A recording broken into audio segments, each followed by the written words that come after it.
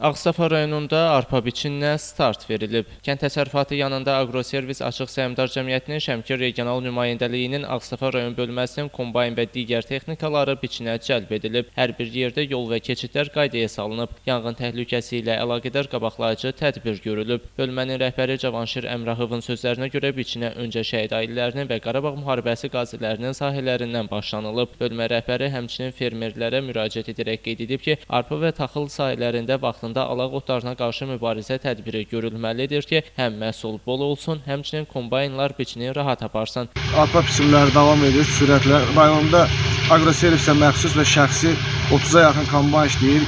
İlk öncə şəhid ailələri, qaziləri yerlərini pişdiririk. Hal-hazırda gördüyünüz arxamda olan kombayn Agroservisə məxsusdur. Hal-hazırda biçilən yerdə şəhid atasının yeridir. Fermerlərə demək istəyirəm ki, arpa taxıl yerlərinə, enli yarpaq, iynə yarpaqlı bitkilərə qarşı dərmanlar vursunlar ki, kombaynlər biçəndə əziyyət çəkməsinlər.